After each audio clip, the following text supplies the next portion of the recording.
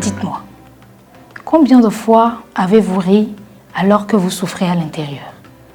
À quel moment la détresse d'un proche est-elle devenue un simple caprice? Combien de fois avons-nous répondu « ça va », juste pour ne pas inquiéter ceux qui nous entourent? On nous a fait croire que la dépression avait un visage universel, celui de la tristesse. Quel mensonge! Car le plus beau des sourires peut être le plus lourd des fardeaux. Et si le problème ce n'était pas la dépression, mais ce que la désinformation nous a fait croire d'elle? Aujourd'hui, l'ignorance a changé de visage. Elle se cache derrière nos écrans. Sur les réseaux sociaux, la désinformation fait rage. D'un côté, elle banalise la maladie en la traitant de caprice de riche. De l'autre, elle pousse des jeunes à s'auto-diagnostiquer dépressifs à cause d'une vidéo de 15 secondes. Et c'est là que le piège se referme.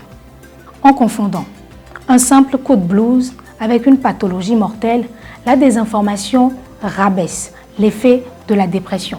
Elle crée un bruit médiatique autour de la maladie pour minimiser son effet. Résultat, on inquiète ceux qui sont en bonne santé et on finit par ne même plus voir ceux qui sont détruits de jour en jour par cette maladie. En 2023, selon l'Organisation mondiale de la santé, le suicide est devenu la 4e cause de décès chez les jeunes de 15 à 29 ans. Plus de 300 millions de jeunes errent et meurent chaque année dans le monde à cause de la dépression.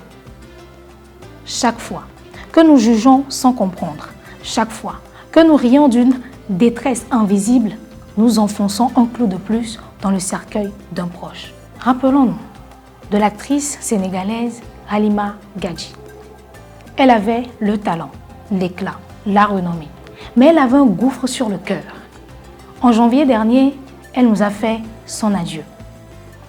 Après des années de lutte contre la dépression. Mais ces mots résonnent encore aujourd'hui comme une accusation contre la société. Elle disait, je cite, « Je ne suis pas née malade. C'est la société qui m'a foutu cette maladie et c'est cette même société qui me juge aujourd'hui. » Fin de citation. Elle parle de vous, elle parle de moi, elle parle de nous, de nos pressions inutiles, de toutes ces pressions folles que nous mettons à la jeunesse, où on exige d'un jeune de 25 ans d'avoir un master, 10 ans d'expérience, un CV de 3 pages. On force la jeunesse à courir un marathon avec un sac de pierres sur le dos. Et lorsqu'elle tombe, on la traite de fragile. Mais il est temps que nous sortons de l'ignorance. Il est temps que nous luttons contre la désinformation.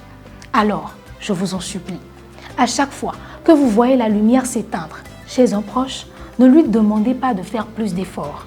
Lorsqu'une personne se noie, on ne lui demande pas de nager plus vite en lui tend une perche. S'informer sur la santé mentale, ce n'est pas un luxe, c'est un devoir humanitaire. Dire à quelqu'un « Je ne comprends pas forcément ta douleur, mais je la vois et je te soutiens » peut suffire à le retenir au bord du précipice. Écoutons sans juger, soutenons nos proches, consultons les spécialistes si possible.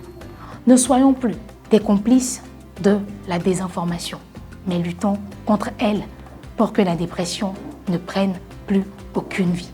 Je vous remercie.